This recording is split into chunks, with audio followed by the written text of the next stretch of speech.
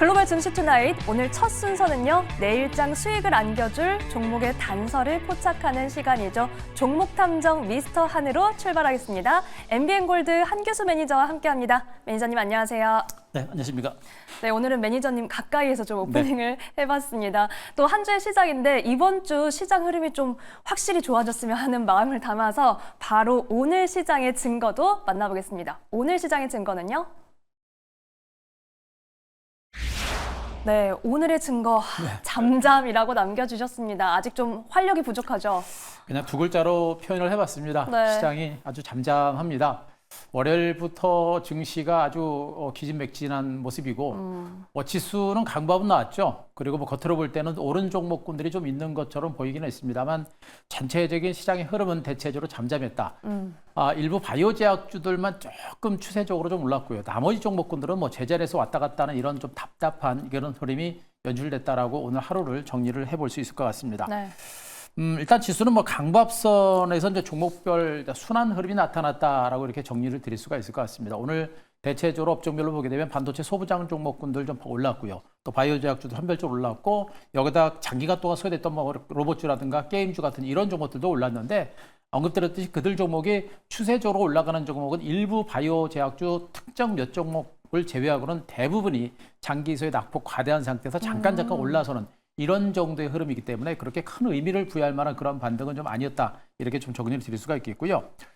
수급적인 측면에서도 외국인 투자가들이 이제 순매수로 전환을 했습니다만 순매수 규모가 너무 적습니다. 코스피 시장에서 순매수 규모가 너무 적고요.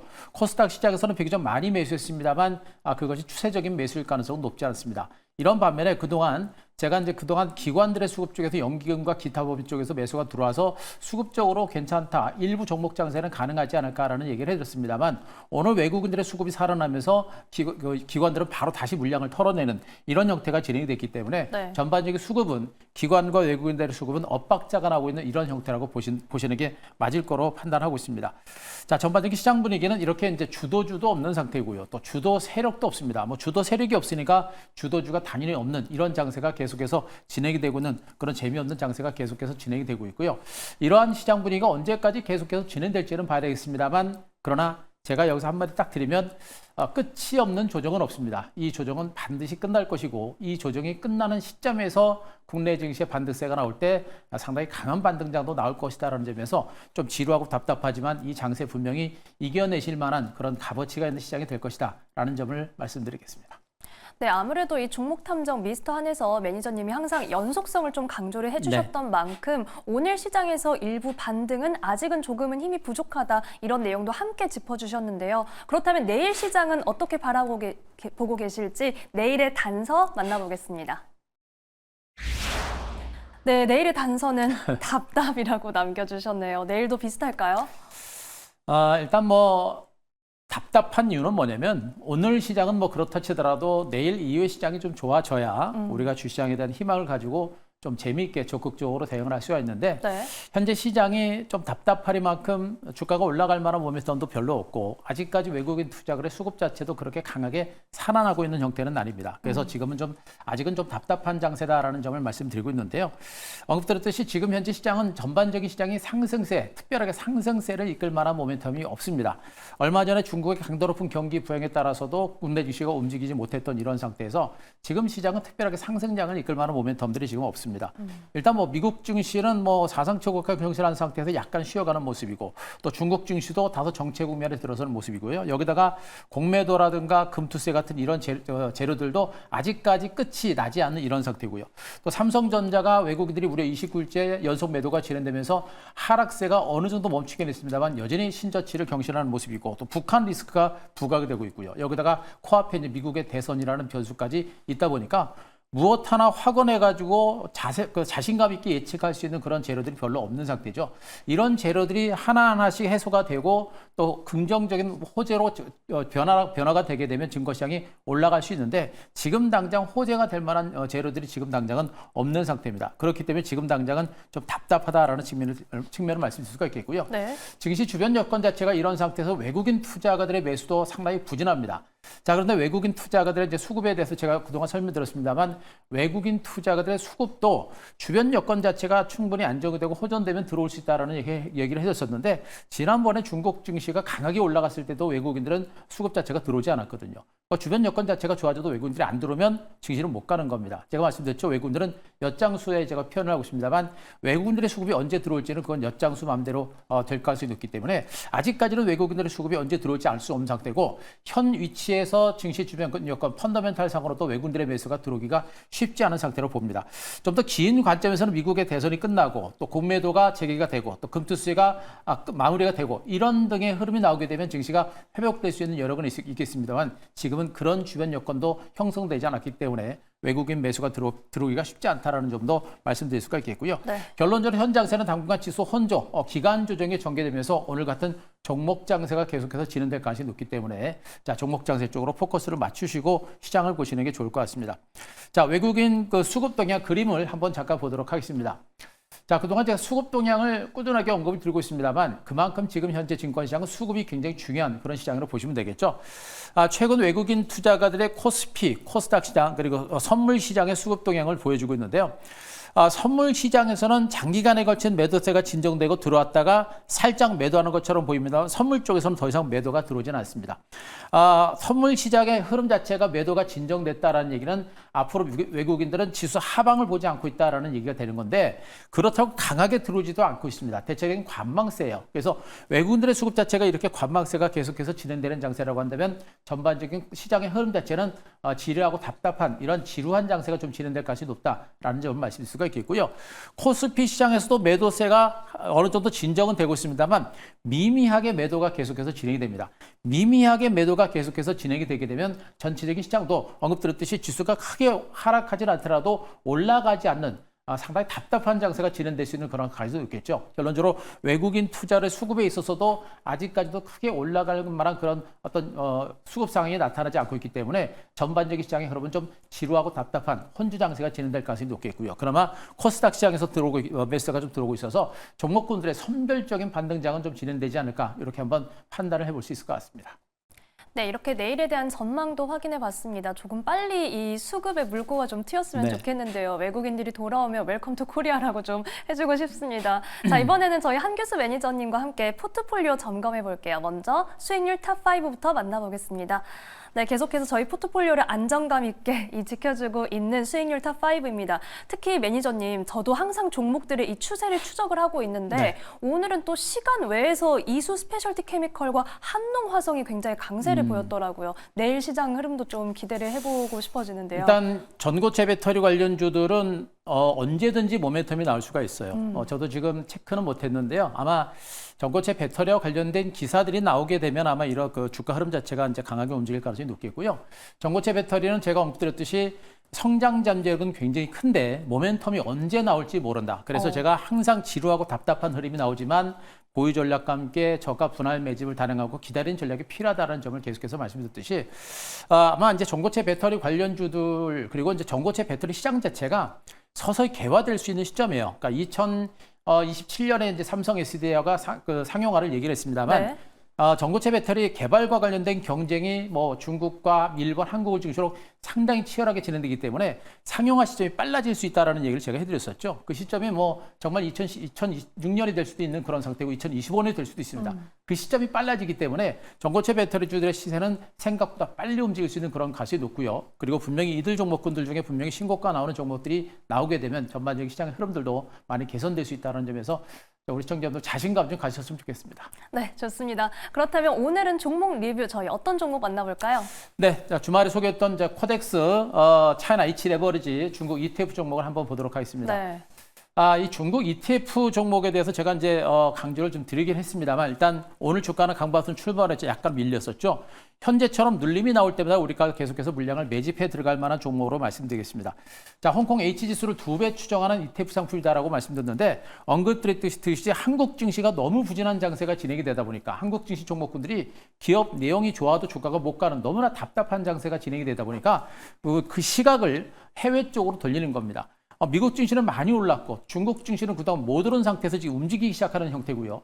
지금 이제 중국이 오늘도 이제 LPR 금리를 좀 인하를 단행을 했습니다. 지금 중국은 강도 높은 경기 부양 대책을 계속해서 준비를 하고 있는 그런 과정들이기 때문에 앞으로 중국 증시가 올라갈 수 있는 여력과 주가의 상승 탄력이 훨씬 더 강하게 진행될 수 있겠습니다. 따라서 우리가 중국 증시를 직접적으로 투자하기가 쉽지 않기 때문에 간접적으로 투자할 수 있는 중국 증시와 홍콩 증시를 추종하는 중국 ETF를 보자라고 말씀드린 것이고요. 그만큼 시장 자체가 중국 증시가 움직이게 되면 국내 증시보다 훨씬 더 빠르게 움직일 수 있는 가능성이 높다는 측면에서 제가 말씀드린 겁니다. 그래서 이 정도 주가 밀리긴 했습니다만 아직은 뭐 무시할 만한 단계는 아니고요. 이렇게 조정이 나올 때마다 우리가 계속해서 물량을 매집해 들어갈 만한 그런 종목으로 제가 계속해서 말씀드리도록 하겠습니다. 네.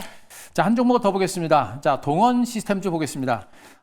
지금 현재 2차 전지 관련주들에 대해서도 계속해서 여러 개 언급을 드리고 있습니다만 지금 현재 해리스와 그다음에 트럼프의 지지율 자체가 박빙이고요. 트럼프의 지지율이 올라서면서 2차 전지 관련주가 밀렸습니다만 오늘은 대체로 하락세가 좀 멈추는 형태입니다. 이런 가운데 4680 배터리, 원통형 배터리가 올해 연말부터 본격적으로 시장에 개화됩니다. 그에 따른 수혜주들이기 때문에 일단 이들 4680 원통형 배터리 종목군들은 모멘텀 자체가 가장 가까운 종목이에요. 그래서 시대가 날 때도 가장 빠르게 움직일 수 있는 그런 가능성이 높고요.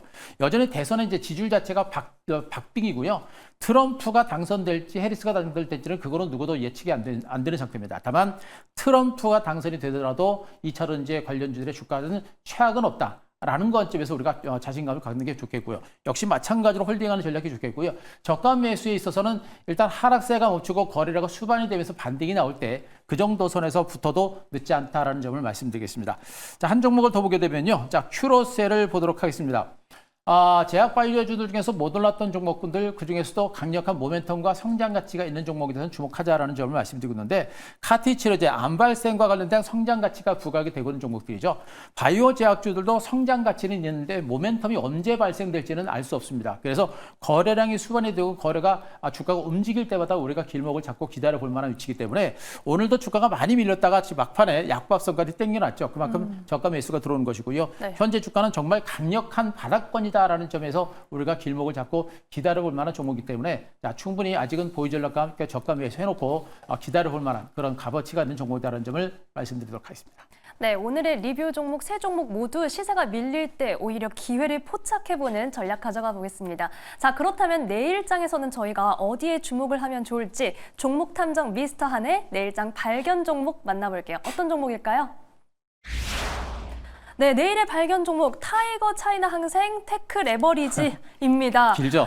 중국에 대한 시선 계속해서 가져가야 한다는 뜻일까요? 가져가야 돼요. 지금 국내 증시가 너무 부진합니다. 제가 언급드렸듯이 좋은 종목이 있어도 기관 외국인들 세력들이 안 사다 보니까 주가가 못 가고 너무 답답한 장세가 계속해서 진행이 되고 있죠. 네. 국내 증시가 부진하다 그래가지고 그냥 그렇게 눌러 앉아 있으면 안 될 것 같고요. 역시 우리가 수익이 낼 수 있는 시장이 어딘가를 좀 봐야 됩니다. 일단 가장 가까운 것이 이제 중국이고 중국 증시가 움직이고 있는데 ETF 종목군들의 이제 맹점이 뭐냐면 거래량이 많은 종목이 있고 거래량이 굉장히 적은 종목이 있습니다. 근데 거래량이 적은 종목이 굉장히 많아요.